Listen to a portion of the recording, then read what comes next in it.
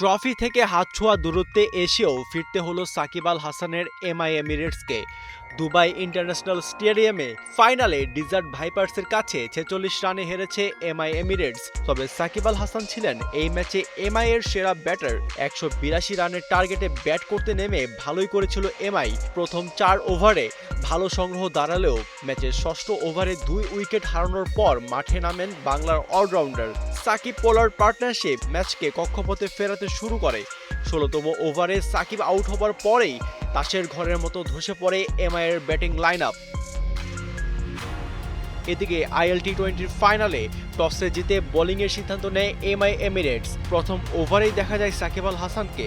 ১ ওভারের পর রহস্যজনকভাবে সাকিবকে আর বোলিং দেননি এমআই ক্যাপ্টেন পোলার্ড। পাওয়ার প্লেতে ২ উইকেট হারিয়ে ভাইপার্সের সংগ্রহ দাঁড়ায় ৪৯ রান। এরপরই ডেজার্ট ভাইপার্স অধিনায়ক স্যাম কারেন এবং হোল্ডেনের পার্টনারশিপ গতি ফিরিয়ে দেয় ম্যাচে।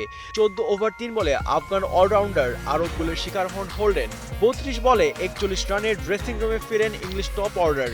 এরপর ম্যাচের গতি ধরে রাখেন ডেজার্ট অধিনায়ক। ৭৪ রানের বড় ইনিংস খেলেন স্যাম কারেন। ২০ ওভারে ডেজার্ট ভাইপার্সের সংগ্রহ দাঁড়ায় ১৮২ রান। হয়তো অলরাউন্ডার সাকিব আল হাসানকে আরও ওভার করার সুযোগ দেওয়া হলে এত বড় রানের সংগ্রহ দাঁড়াতো না ভাইপার্সের।